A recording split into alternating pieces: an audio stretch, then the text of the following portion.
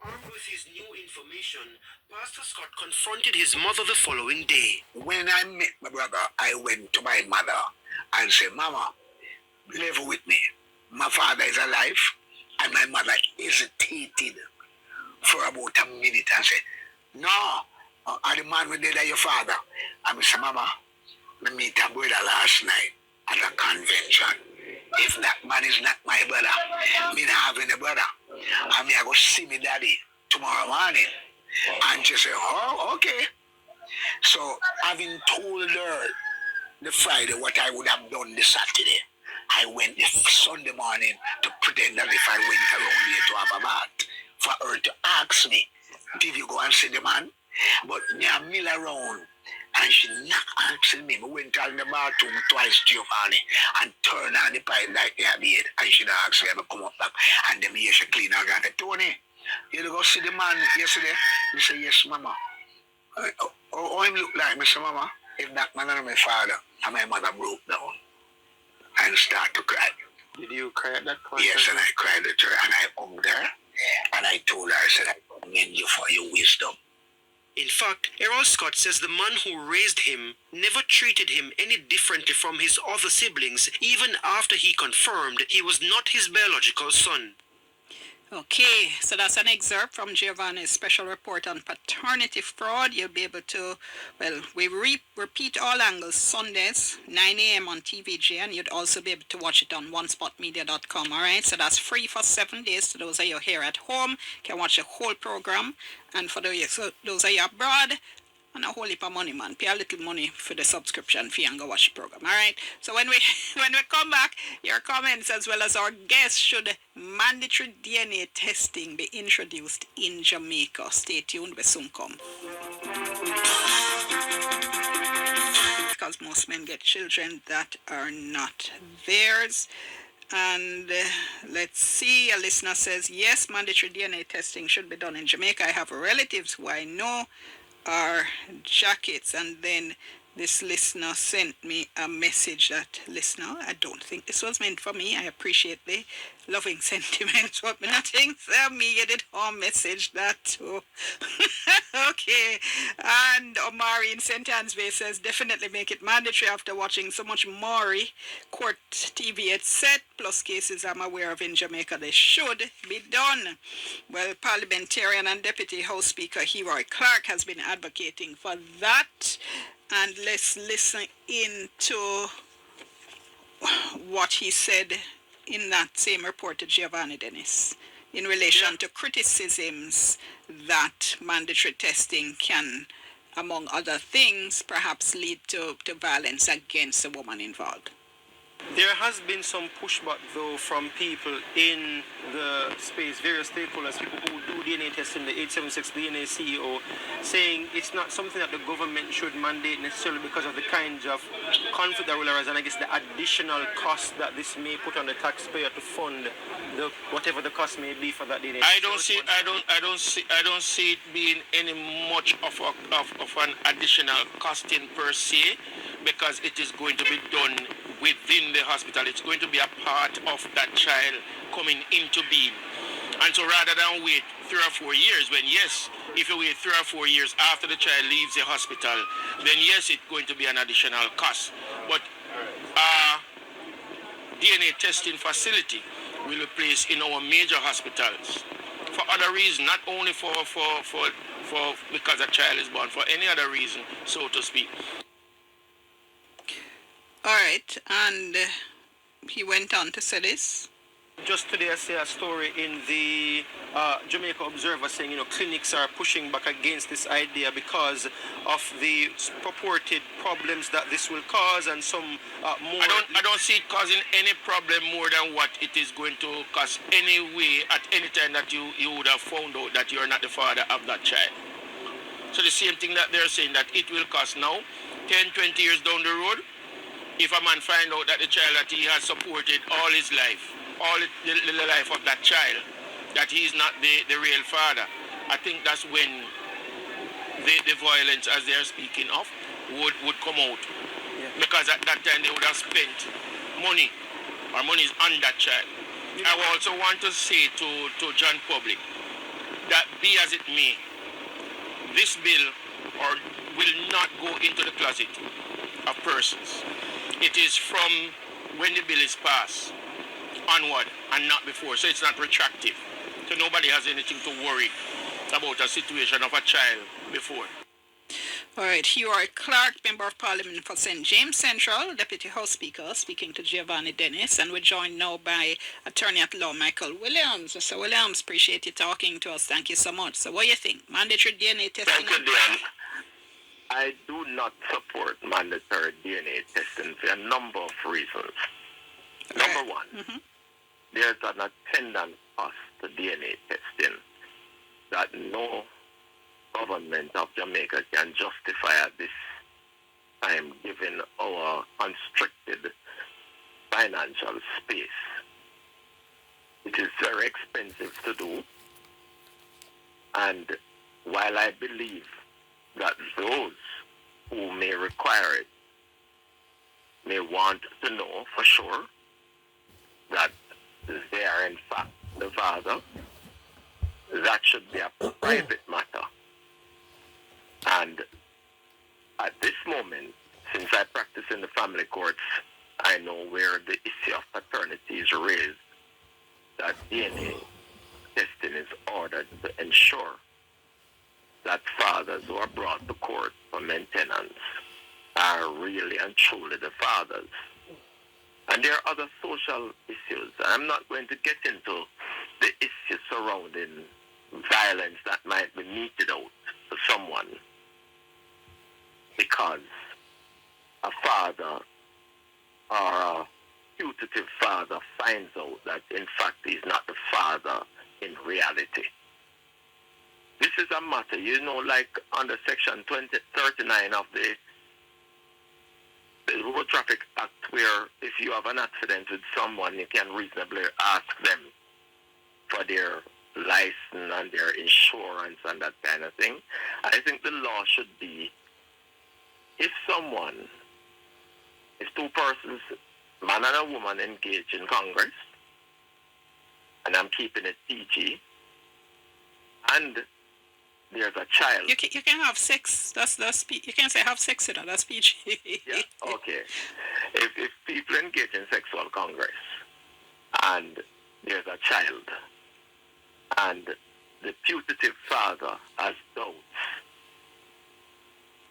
it is at that point that the law should make it mandatory for the child to be subjected to DNA testing. And certainly it must be at the expense of the person, because mother's baby, we know for sure it's her child.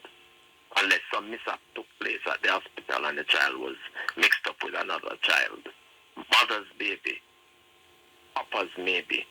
So if the father now requires DNA testing, then it is at that point that the law needs to make it mandatory, but not at birth. All right, when you say putative father, you mean the man who's been told that this is your child? Yes. All right, so question though. Yes. Question though, because the man has doubts. Why still does the law need to get involved? In other words, he has doubts, so go on to the test. Why does the law need to be involved there? I would say that the law at this stage, getting involved in a private matter, would limit the necessity of a court action, the expense of going through the courts to confirm or deny that the child is yours. It would actually save the court a lot of time if paternity is in question, if that can be decided before we go to court. Once that is decided, and the mother says, well, Mr. So-and-so, you now have the DNA result, it's time for you to pay child support. If he says he doesn't want to pay, then when we go to court, there's no delay. We know exactly that he's the father. Oh, if I We find understand out- you, let me make sure I understand you, because I think Yes. I think perhaps I didn't understand you earlier. So what I understand you to be saying is that if it's a situation where the man is in doubt and the matter is therefore going to be headed for court, rather than spend the time and go court and then have the court order DNA test, you're saying have the DNA test as a prerequisite, something you have to do before you go court, and that way you could cut off any unnecessary court action. Is that what you're saying? I'm saying I'm going a little bit further than just that. Okay. I am saying where two people engage in sexual intercourse, Yeah. and there's a child born, and the mother says that this child belongs to the gentleman, that the law, it is reasonable at this stage. It is reasonable at this stage if the man has any doubt for him to ask for a DNA test. It is very reasonable. If he asks for a DNA test, then the law can make it that the woman cannot unreasonably deny him the opportunity Okay. to know if the child is his or not. All right. This is only at this point that I think that the law should come in. But you raise a very important question. I should ask it. As it stands now, any man who is brought to court who has any doubt whatsoever that a child belongs to him, he can get a DNA test. It is mandatory. It is routinely ordered these days. Yeah. I mean, I would say, I hear what you're saying. I mean, I would still say I'm not sure they'd need the law for that. And I tell you why. The people who spoke to our program, for instance, from the DNA testing place, I mean, they say when somebody want to know if I for them pick, you know, them have all kind of ways for get the swab and get the toothbrush and get the hair brush and the hair and all kinds of things. I'm just questioning whether we actually need a law, because really and truly, once you have access to the child, you can get DNA and get a test done. You know, I am a rational person. Now, when you put it like that, it might be that we don't need a law. Right. I think what is happening in Jamaica is a lot of knee-jerk reaction to the issue surrounding jacket, and that Jamaica has the highest incidence of paternity fraud. You see, I like to err. Sorry, hold on, Mr. Williams. I'm right at the break. I have to go for sports. If you can give me 2 more minutes after 6, I'll allow you to come back and finish up your point. Yeah? All right, hold on for me. Michael Williams, attorney, talking to us. Deidre, on time for news, not sports. News. I'm 45 minutes too early. Having constant blockage in your residential or commercial sewer lines? Stevens Plumbing Service can hydrojet your sewer line and get it flowing again. Call 909-0317. The time by Stevens Plumbing is 6 o'clock. The latest news is coming up on Radio Jamaica.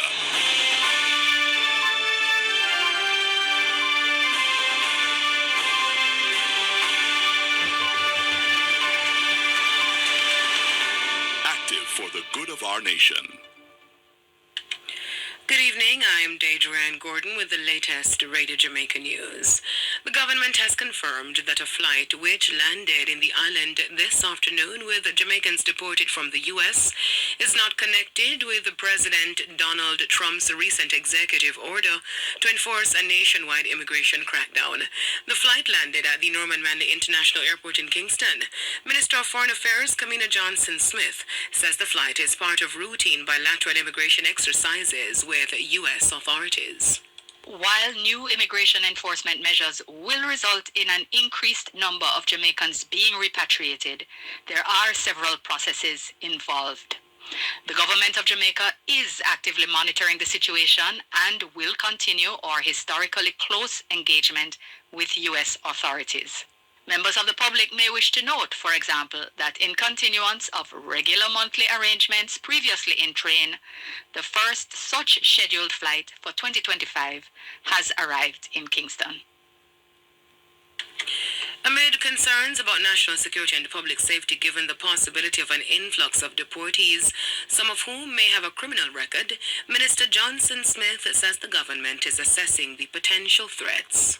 persons subject to deportation fall into different categories.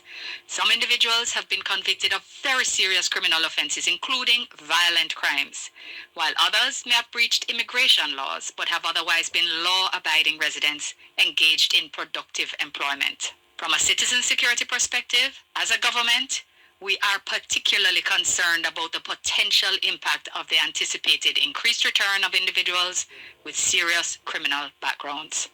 The National Security Council is therefore rigorously assessing associated risks and is actively engaged in formulating strategies to mitigate potential threats to public safety.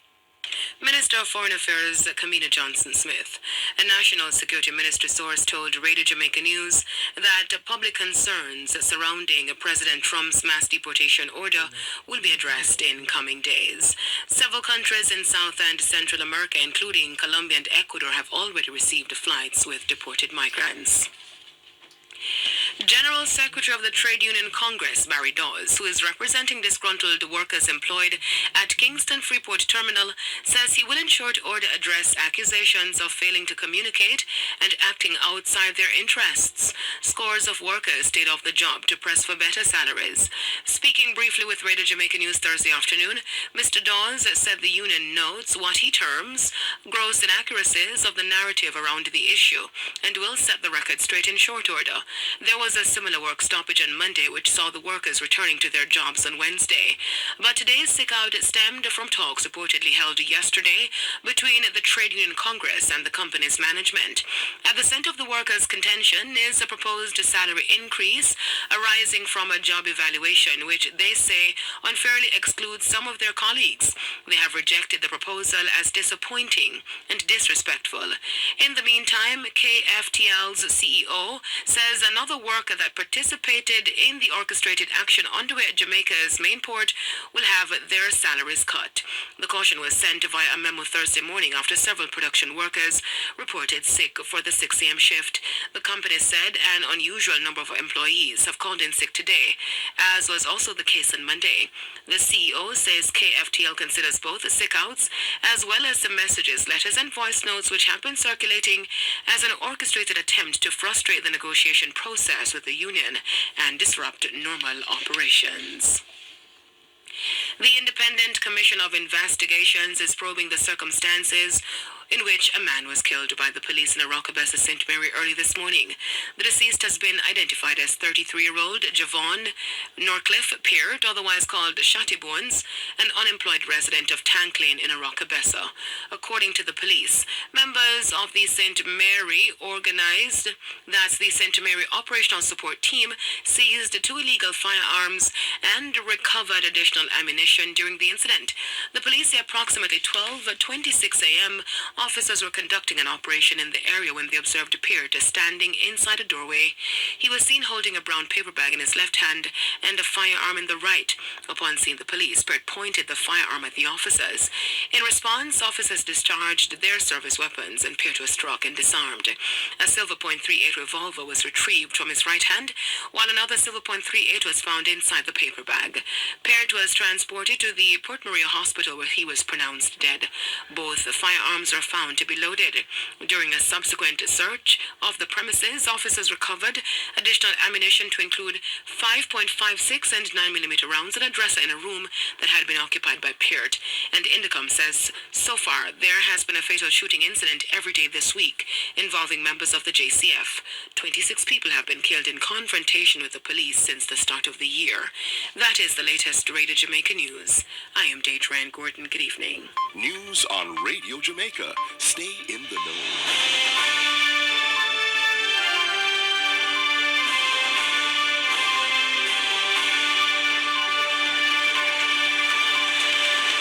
Radio Jamaica, active for the good of our nation.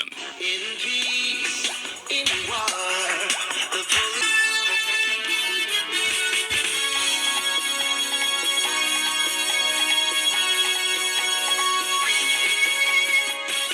Thank you so much for staying with us. We continue with you on Beyond the Headlines, just wrapping up a discussion with attorney Michael Williams about paternity fraud and specifically whether we should have mandatory DNA testing. He says no. Let me share a couple of your comments. Coming in, Gregory Park says, I watched All Angles last night with the gentleman who found out about his real dad. It's a touching story.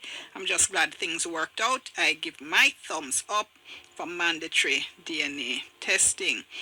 And Walton in Kingston says there should be legal penalties for women who commit paternity fraud. The practice is alarmingly prevalent. Some women brazenly take the fathers of jackets to family court. The law should provide some measure of redress to men who are victims of this dastardly act. A listener says, wow, listener, you're serious.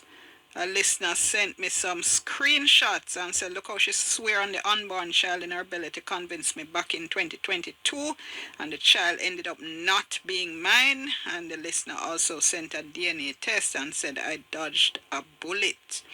And let's see, Charlene Mona says years ago in the US, a matter went to court because her mother's DNA showed she was not the mother of her children. In her third pregnancy, the court appointed people, including a doctor, to ensure her child was tagged at birth. This was done. Yeah, well, when that happens, if that happens, that's almost certainly that's negligence on the part of the hospital.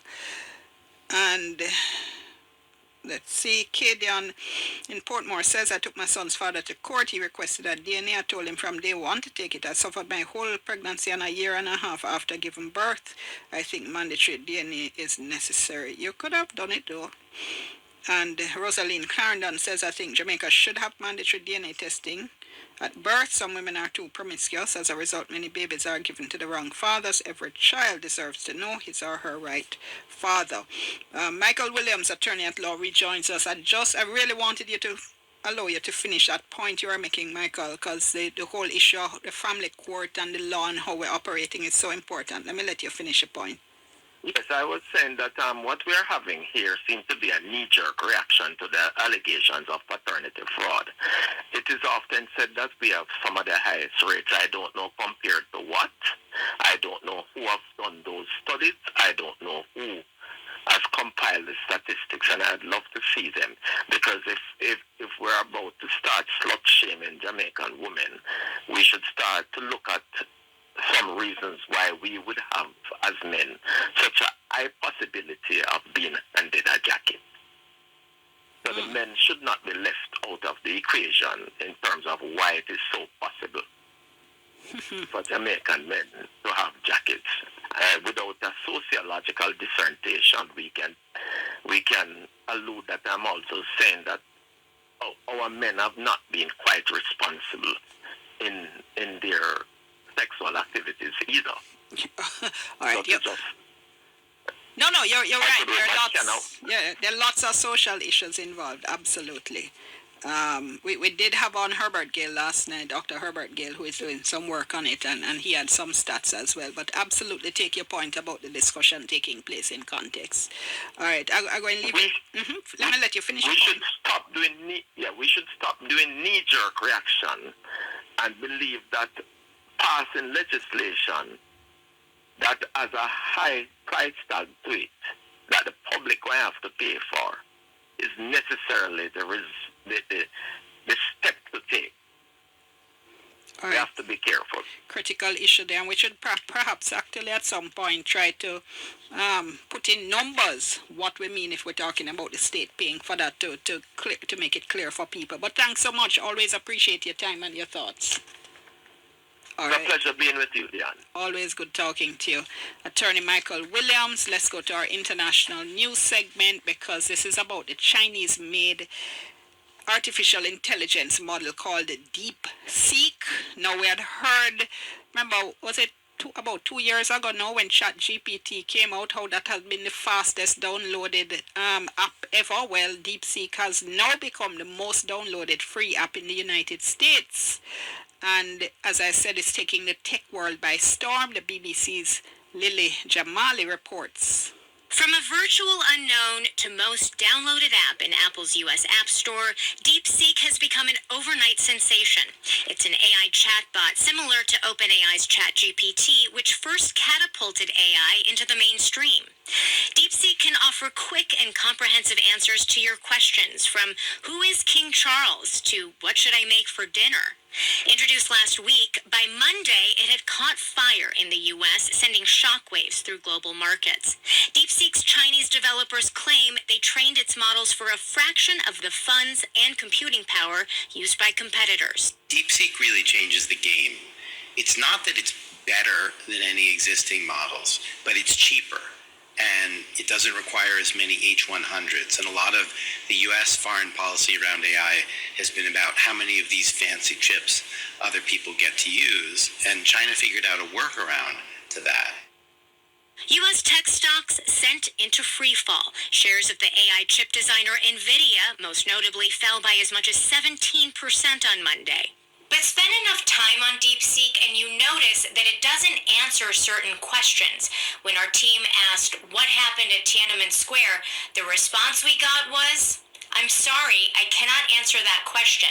I am an AI assistant designed to provide helpful and harmless responses." From what we've observed, DeepSeek consistently steers clear of answering questions that might be deemed politically sensitive by China.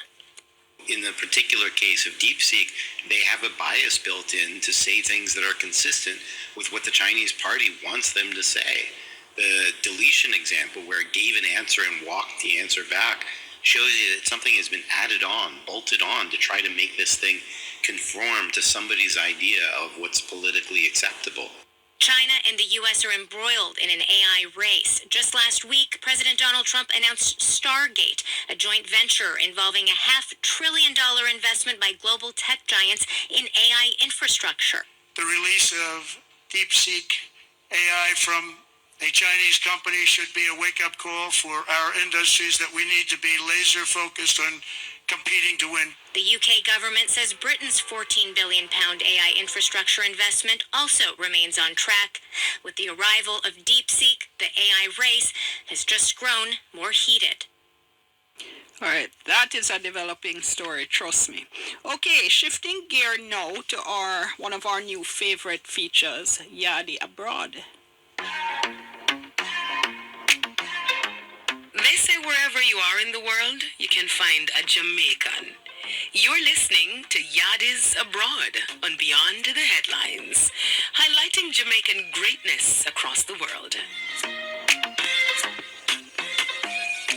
And we are pleased to welcome to Yadi Abroad today Denise Appleby, who is a Jamaican who is a leading tax expert. Now she has a master's in employee benefits from the John Marshall Law School.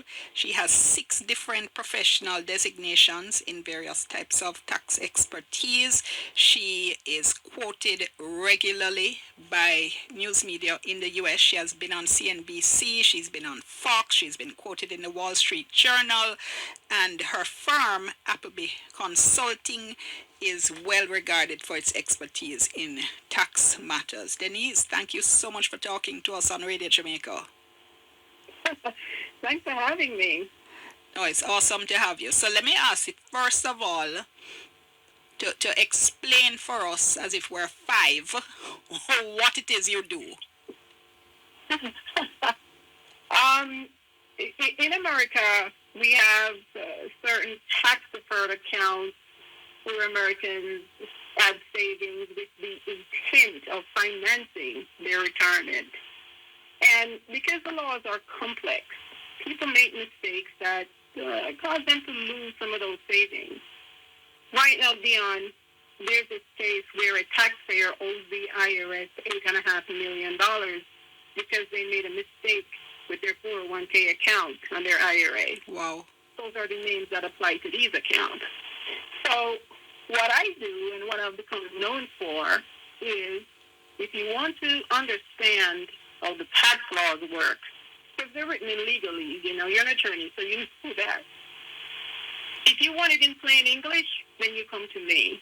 If you want to make sure that you don't make a mistake, you come to me. And if you already made a mistake and you want it to be fixed, then I'm the person to fix it. And whether you're a financial advisor, a CPA, or an attorney, then you come to me. And I also teach them. I do classes, I do speaking engagements. So that's it in a nutshell. Okay, so that is such an important area. I mean, people in the States I know are so fixated on their retirement and how much you have in your retirement and how you take advantage of the various laws and so on. And of course, it's something we here in Jamaica are starting to deal with. But as you probably know, we have a huge deficit here. The estimate is that it's something like only 1 in 5 people in Jamaica have a pension. So that's a whole nother story.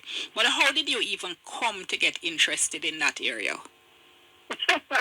I tell you, it was by accident. When I just came here, I started by working at a local branch of a bank, and the pay wasn't great. So I applied at a brokerage firm, and when I started the Monday morning, I was supposed to go into a particular department, and the IRA department, the tax law department, was short, and so they borrowed me. I was supposed to be there for a couple of weeks, and I took to it like a fish to water. And the woman who was in charge said, "You're not going back. We're stealing you." And I ended up working in that department.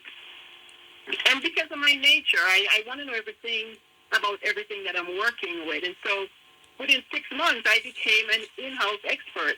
Beyond when I came here, I didn't even know what the IRS was, what the tax code was.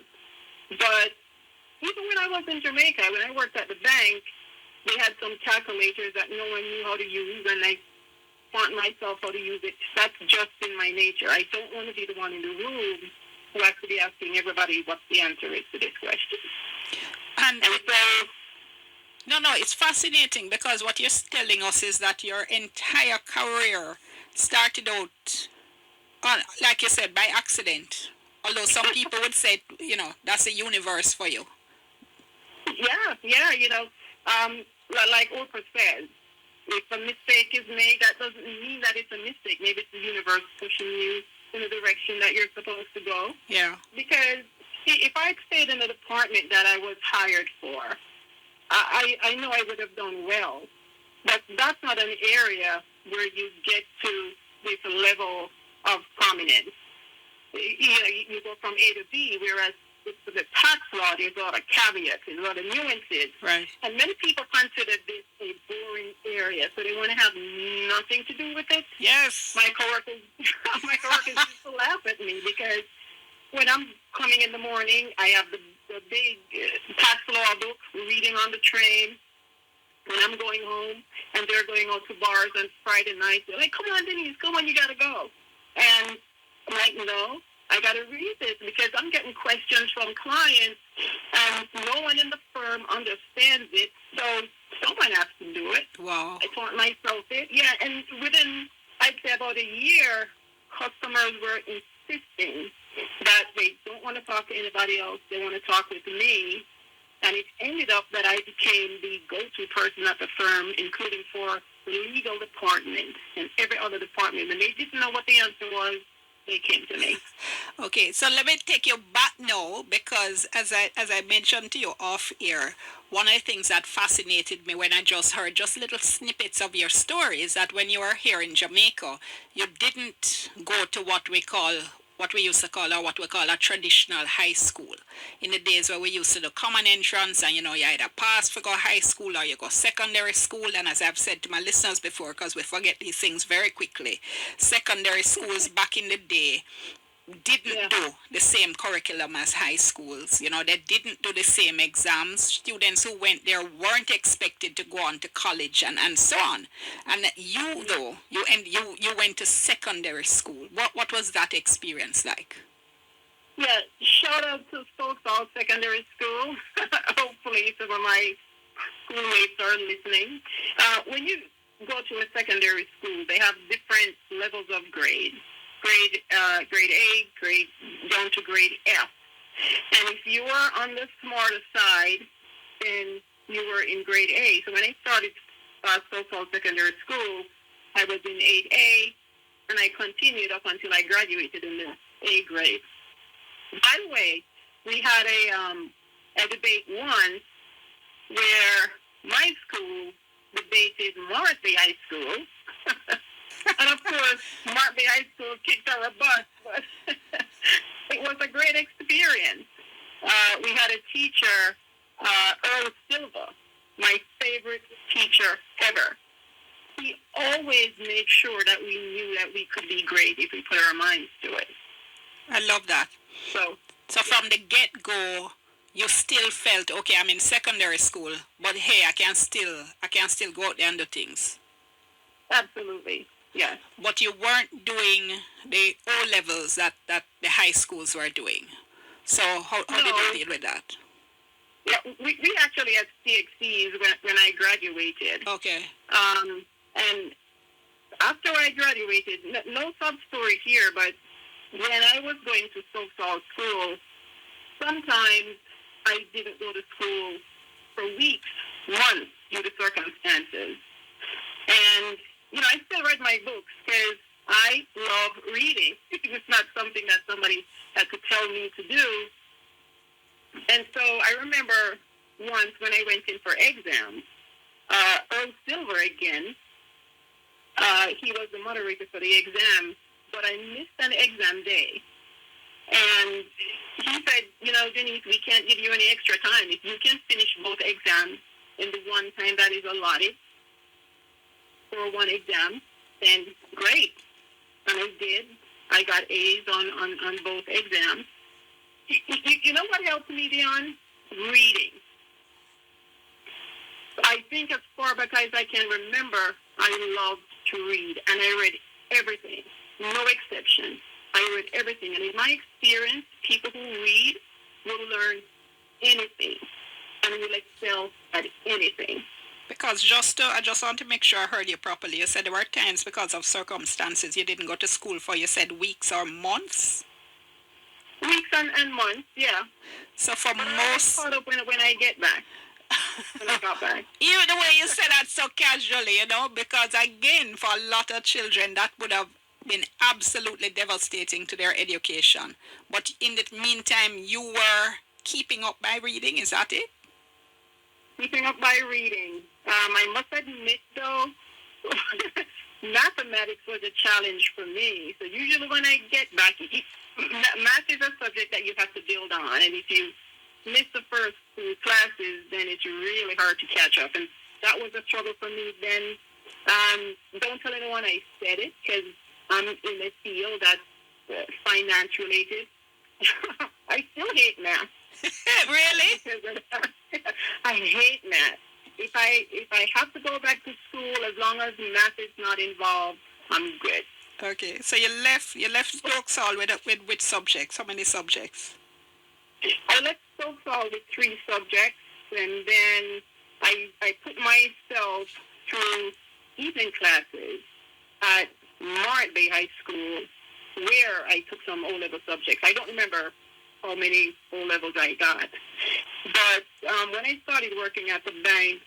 Just before you reach the bank, was it your idea to go evening classes, or was it Mr. Silver or another teacher who said, okay, you need to supplement your education a little bit? Yeah, it was actually my idea. I grew up in Prospect District, and usually you're driven by your surroundings, right?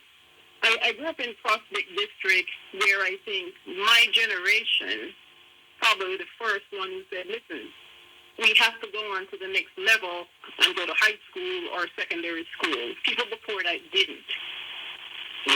They probably finish, what do you call that at that time, middle school? But most people didn't go to high school. Primary school. Okay. Yeah. I was part of the first generation. There were probably a couple people before us who went to high school, but most people didn't. But I don't know, I just felt that hunger to learn about stuff. And I think, again, that comes from my love of reading. I knew I didn't want to be certain things. When I was a child, I knew that there were certain career paths that I didn't want to do. My mom, she was abroad at the time, but even when she was in Jamaica, she did what you call days work, where you go to people's houses and you right.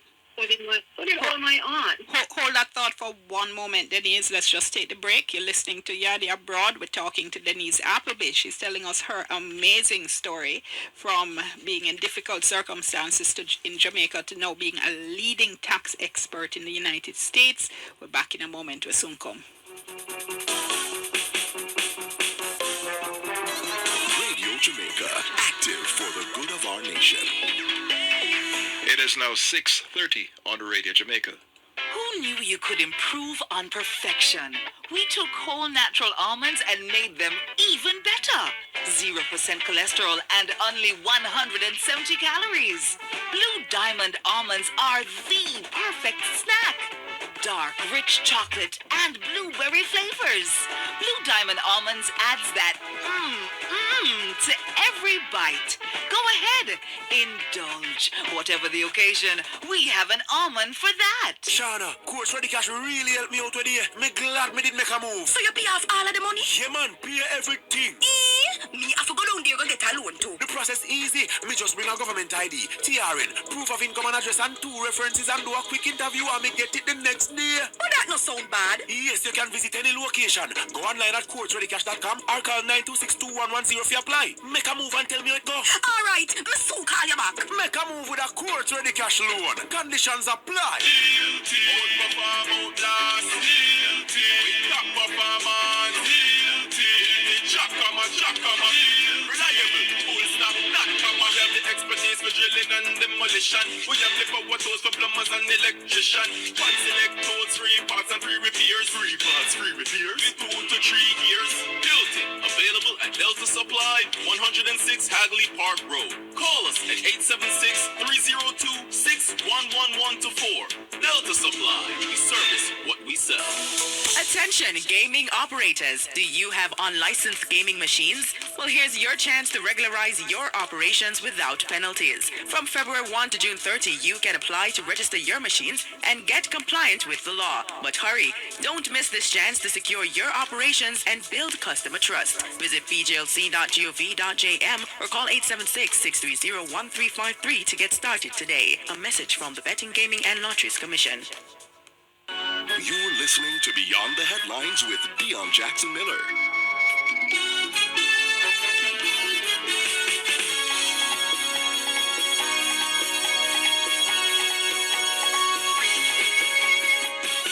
Thank you so much for staying with us. You're listening to Beyond the Headlines. This is Radio Jamaica 94 FM. I'm Dion Jackson Miller. We're talking to Jamaican Denise Appleby. She's a tax expert in the United States. She's been talking to us about her story coming from a situation in Jamaica. She had challenges, didn't go to school sometimes for weeks at a time, and she had got to the point, she was telling us, where she left school with 3 subjects and then went to evening classes to do some more. Remember our WhatsApp line, it's 876-553-5908, 876-553-5908. Give us your first name, give us your general location. One listener says, this is just such an inspiring story. I'm so glad she overcame the major flaws in our educational system. May God continue to prosper her. I kind of glossed over Denise telling us how she do 2 exams in the space of the time for one and get A's in the 2 of them.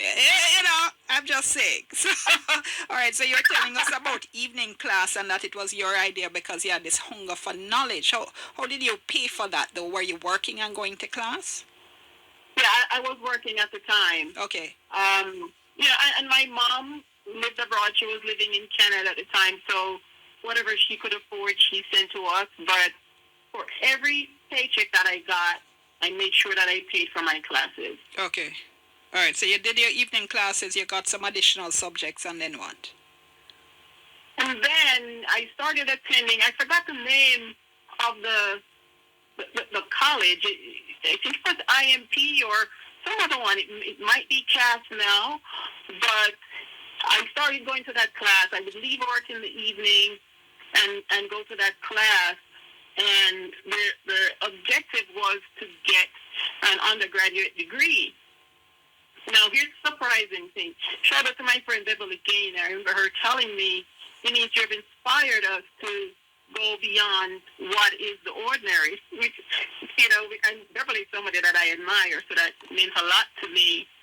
But when I came here to the United States, I was prepared to start over. And I was very happy that they accepted my subject, so it took me a much shorter period to finish my undergraduate degree here than I thought it would have. Okay, so you went up at what age? I was I went up. How old was I? I think I was about 32. I had my twin sons at the time. Okay, so you weren't a teenager just out of school then?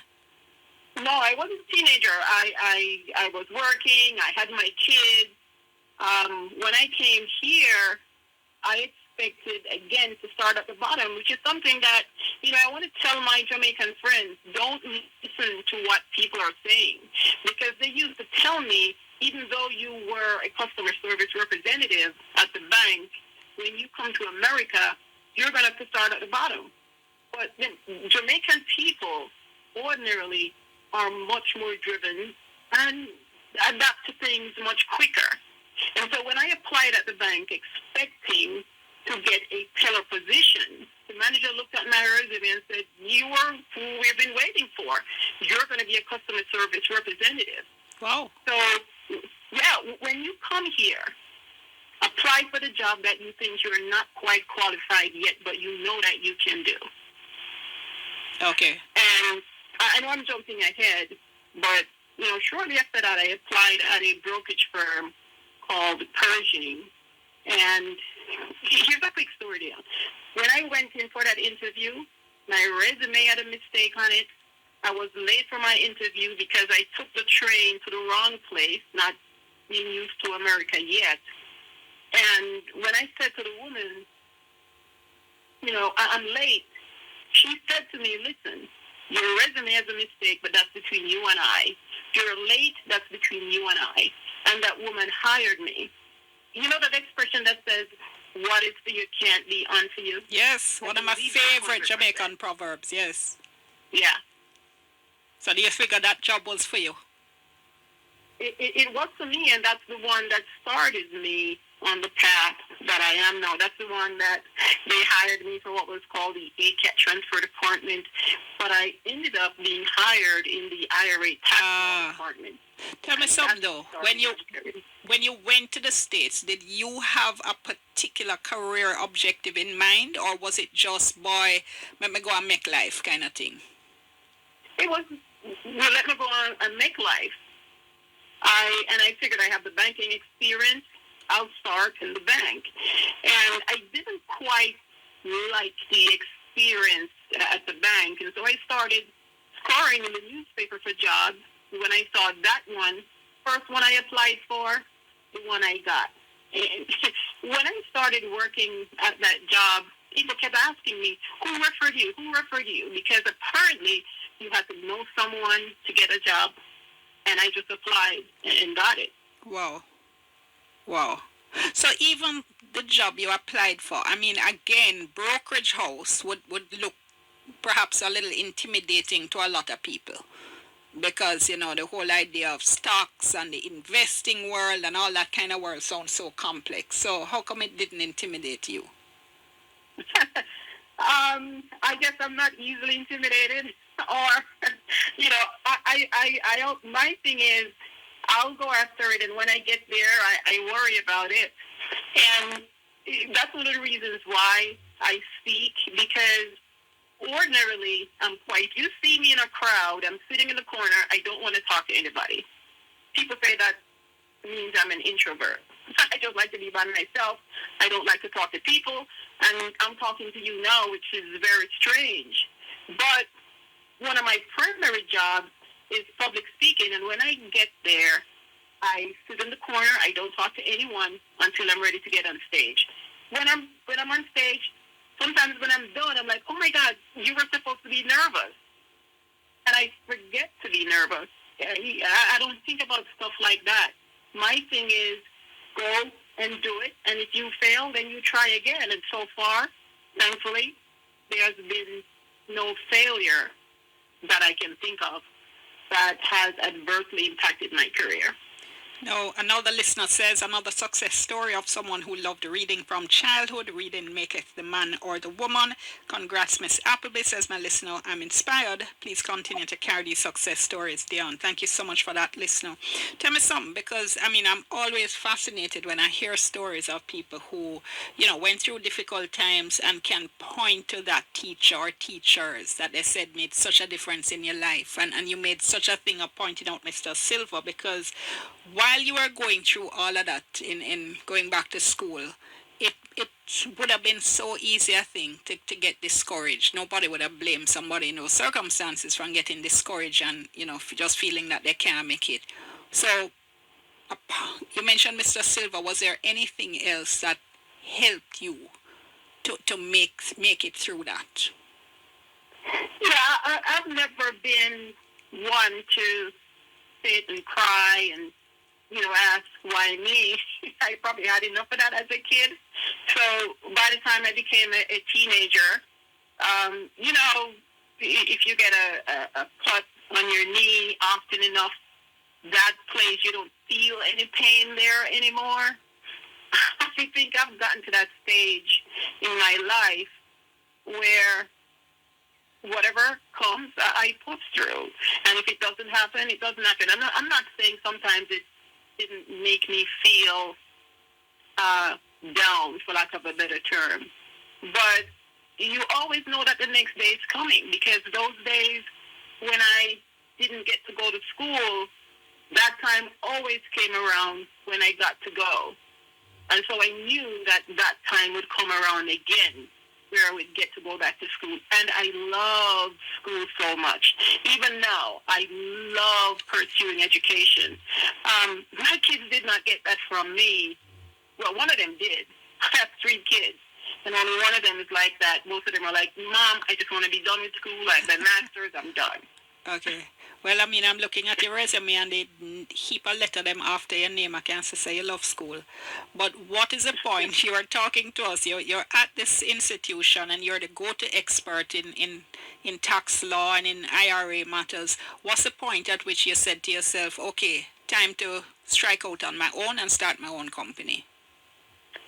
Great question. While I was still at Pershing, the financial advisors who would call and ask for me would say to me, Denise, I don't want to wait when I have a question. I want to get to you immediately.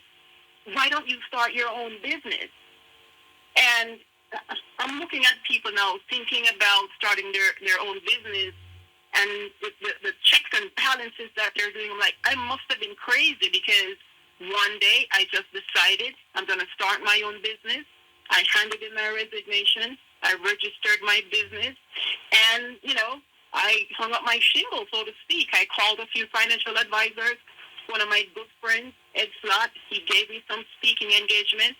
You know who was my first client when I started my business? Who? My employer. Really? Brokerage firm. Yeah. They were my first client, which I didn't think of as anything. But now people say to me, do you know how significant that is, that you tell an employer, hey, I'm quitting, I'm going to start my own firm, and they say to you, well, we want to be your first client. Wow. Tell me the moment, was there a specific moment you can remember when you looked, you kind of took stock of where you were, what you'd achieved, and said, boy, Denise, yeah, man, you make it. You've made it. I've made it. I was talking to a friend of mine recently, and I said to him, I can't believe that America is so big, and there is like a handful of top experts in tax laws that govern estate and retirement plan. I would say there's probably about 10. And I mean that, like, who am I? Wow. Sometimes I pinch myself and then I just get up and move on, because, if I think part of it, Dion, is I did not set out saying this is what I'm going for. I did not. I just love learning. I loved reading. I really like my job. And people say, why are you working so many hours? I love my job. It's fun for me. I understand other people don't feel it about their jobs. But as I sit here and I look at the stuff that I have to look at and do the work that I do, it gives me pleasure. And that's probably part of it. Right. But I never started out saying, I want to be successful. I want to do this. I want to do that. I want to be great. No, I just, from day to day, try to learn stuff and try to teach people the stuff that I learn. And I think that is a significant part of it. I'm going to leave it there, but thank you so much. What a fascinating story. Another listener is messaging and saying, I am so inspired by Miss Appleby. And me too, listener. Me too. Denise, thank you so much. It's been a great pleasure. Thank you. I appreciate it. Thanks for having me on. All right. Denise Appleby talking to us there. A Jamaican, one of the leading tax experts now in the United States in our Yardie Abroad series. That was Yardis Abroad on Beyond the Headlines, highlighting Jamaican greatness across the world. All right, time for sports. Radio Jamaica, active for the good of our nation. It is now 6:46 on Radio Jamaica. Radio Jamaica, the leading sports reporter.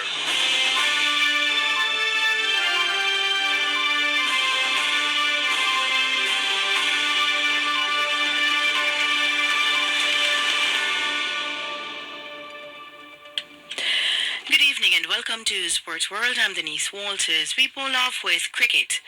The Jamaica Scorpions were in full control of their opening match of the Regional 4-Day Championship against the Windward Islands Volcanoes at Arnos Vale Ground in St. Vincent and the Grenadines. The Scorpions were 72 for 1 in their second innings at Thompson Day 2, a lead of 214 runs. Kirk McKenzie was unbeaten on 36 at the close. Carlos Brown also made 30.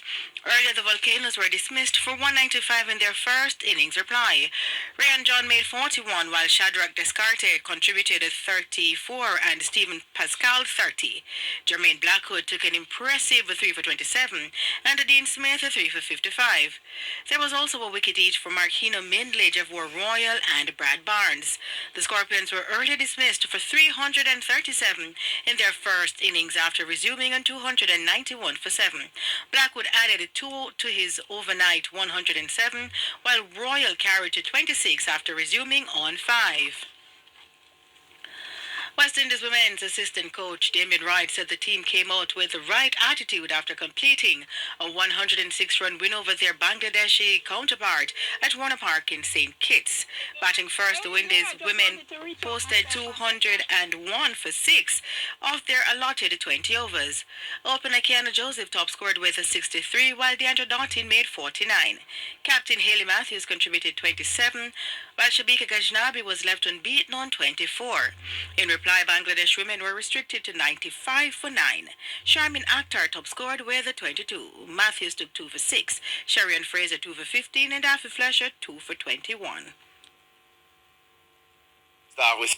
I mean, yeah, we're really happy as a coaching staff. We're thrilled that everybody contributed tonight, and I thought up front with the new ball, Sherry Ann Fraser was terrific as well. So it was a good all-round performance, as we've already said. That's West Indies women's assistant coach Damien Wright. The third and final T20 will take place on Friday, bowling off at 5 p.m. Jamaica time. Olympic bronze medalist Rashid Broadwell is looking forward to his return to his former home MVP track and field club, and he believes he can soar to higher heights with one of the best coaches in the world. Broadwell ended his 3-year stint at the Ronald Walcott-led Elite Performance Track Club, where he won an Olympic bronze medal, Commonwealth gold, and 2 national titles. He joined Elite after leaving MVP in 2021, where he had a breakout year, running a world's leading time at the J3's JOA Olympic Destiny Series. However, just before the national championships, he suffered an injury that derailed his season. Now he's back where he began his professional career and says there's more for him, and he's of the view Stephen Francis can get him there. I always speak greatness over my life, speak great things into my life. So for this season, really and truly, I feel like for the past 4 or 5 years, I mean, I've matured a lot into the sport. So, I mean, I know that I'm with one of the, if not the greatest coach, you know. So, with his mind and my mind connecting together, I mean, it's going to be great things.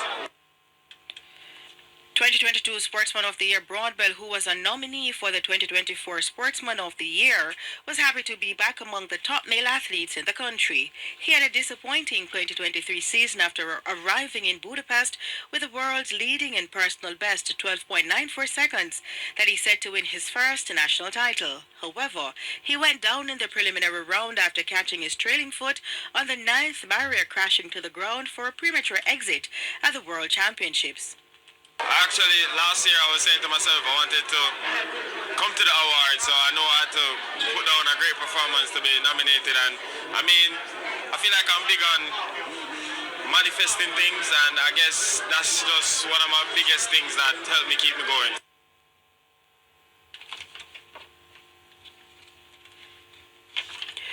The National 110-meter hurdles champion credits his faith and support system for getting him through the 2023 season and an injury-plagued 2024 that saw him race sparingly. A lot of praying, you know, most, I have to thank God for my family, you know, they were really there with me, you know, I mean, that was one of my lowest times because, I mean, coming into trials, I was not nowhere near my best, you know, I still made it, you know, I mean, I still tell people, like, that one is really God, like, I know I play myself, but I don't even know what happened, but I got there and I went on and got a medal, you know, given the season I had, so I'm just feeling really grateful. Olympic 110-meter hurdles bronze medalist Rashid Broadbell. Broadbell's personal best ranks him the third fastest Jamaican over the distance, behind Omar McLeod's national record of 12.90 and Hansel Parchment's 12.93 seconds. Now, Olympic triple jump silver medalist Shanika Ricketts says her main target for the 2025 season to capture that elusive gold medal at a major global championship. In addition to her Paris silver medal, Ricketts also won silver in the women's triple jump at the 2019 and 2022 World Athletics Championships. She's looking to go one better at the 2025 World Championships in Tokyo, Japan in September. But as to when that journey will begin this season, the 32-year-old had this to say. I'm not sure when I will open my season as yet. I would have to consult coach on that one. But my aim this year is to make it to the World Championships and hopefully I get the gold medal because that's one thing that's eluding my career so far. And with a long season ahead, the recently crowned National Sportswoman of the Year says her approach will be a simple one. Going into this season, my aim is to just keep exceeding my expectations and to just keep giving my best.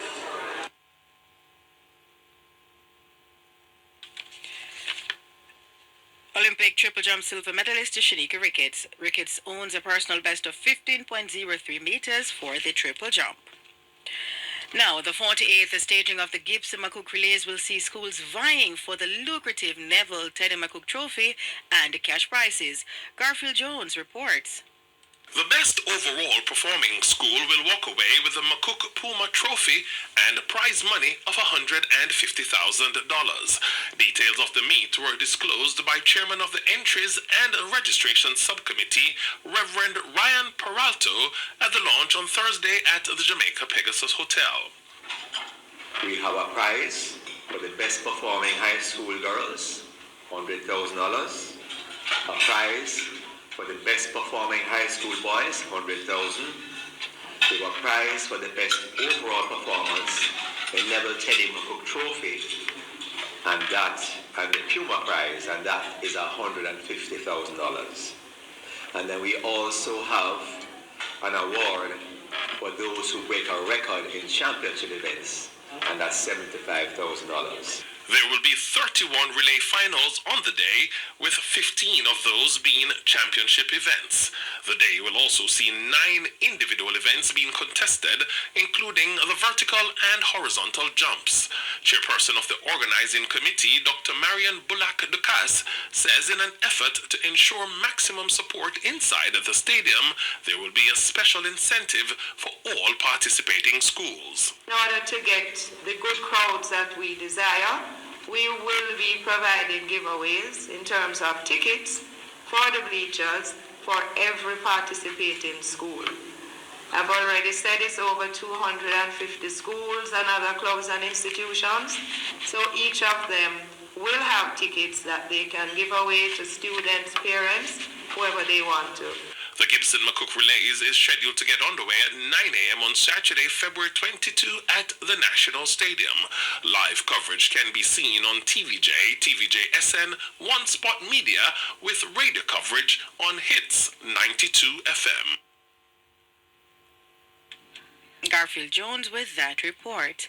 Now 16 uncapped players have been named in the squad for the Reggae Boys, who will take on Trinidad and Tobago in 2 friendly internationals next month. Christopher Scott has the details. With the squad made up of more than 50% of players who are yet to represent Jamaica, the opportunity has now presented itself for them to impress the coach.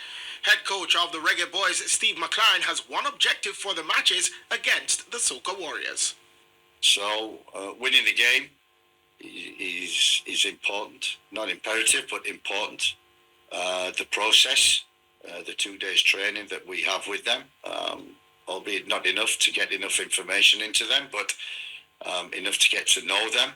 So the process and the performance of the team. Can they play in a team? That's the key thing. Cavalier forward Jalmaro Tyrese Calvin is one of the uncapped players who has been having a good season for the defending Premier League champions. Calvin, who recently won the Best Young Player award after helping Cavalier win the CONCACAF Caribbean Club Championship title, has impressed the Englishman. He's one I've really admired. At the beginning when I saw him, I said, yeah, I wanted him for the squad. And they said, no, he plays for another country. So we hear, obviously conversations go on, and we hear that he would like to represent Jamaica. And with striker Michael Antonio being out of action following a car accident, Shaniel Thomas of Montego Bay United could fill that role. Shaniel is just one of them players who is given this opportunity. It's not just this camp, but it's also in the games that we watch them play, which I'll be following very closely. Coach McLaren is also thinking about the future with a number of young players in the squad. Age for me is nothing. It's just a number. If they're good enough, that's what we're looking for. Anything that can improve our squad, can improve our team for the World Cup campaign coming up, that's what we're looking for in this camp. 8 players from Jamaica Premier League leaders Mount Pleasant have been named in the squad, while 5 Cavalier players are included. Jamaica will battle Trinidad and Tobago on February 6 at the Montego Bay Sports Complex, with the second leg 3 days later at the Anthony Spalding Sports Complex. Christopher Scott, TVJ Sports.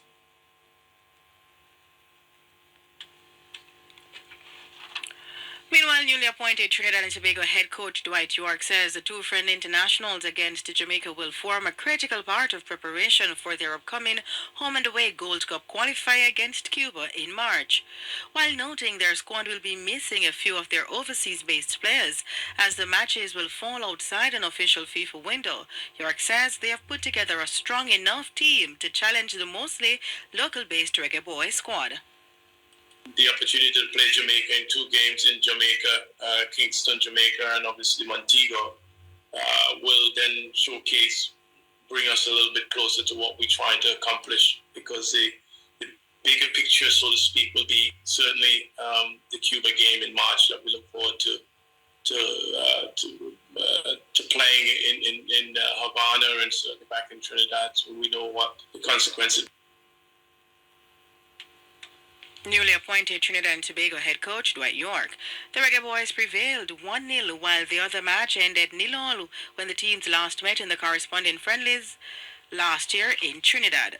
Mount Pleasant Football Academy have stretched their lead atop the standings to 8 points following their 4-1 win over Veer United in the Ray and Neville Jamaica Premier League at Drax Hall on Thursday. It took just 4 minutes as Kyle Ming sent them ahead. However, Robina Gordon got Veer on level terms in the 26th minute. Shaquille Bradford put Mount Pleasant ahead heading into the break following his 37th minute strike, and with goals from captain Sule McCullough in the 58th and substitute Jamari Nolan in the 81st, the St. Anne-based team moved on to 52 points. At the Jerusalem Mini Stadium, Malines United and Portmore played out a 0-0 stalemate. It was a similar scoreline between defending champions Cavalier and Tivoli Gardens. Now, with expenses to maintain the national stadium pools piling up and teams to prepare for upcoming international duties, the Aquatic Sports Association of Jamaica, ASAJ, is moving with pace to get back into the good books of the Sports Development Foundation, SDF. This as the ASAJ is among a group of national sporting bodies who have had their access to monthly subventions and possible grants being cut off from October 2024 due to outstanding audited financial statement for 2023. The ASAJ boss, Lance Rochester, says they're working around the clock to have their access to SDF funding resume. Yeah, there's an implication to every dollar which the ASAJ doesn't receive as it regards our efforts in the realm of athlete development and managing the National Aquatic Center. So we're surely working hard to ensure that we're back on track with the Sports Development Foundation. That's Lance Rochester, president of the Aquatic Sports Association of Jamaica. And that's all we have for you in Sports World for today. I am Denise Walters. Have a good evening. Thank you for tuning in to Sports World on Radio Jamaica, a roundup of all the best action in sports today. The Caribbean Maritime University was created for you. To learn more, visit www.cmu.edu.jm. The time by CMU is... It's 7:01. You're listening to Beyond the Headlines with Dion Jackson Miller.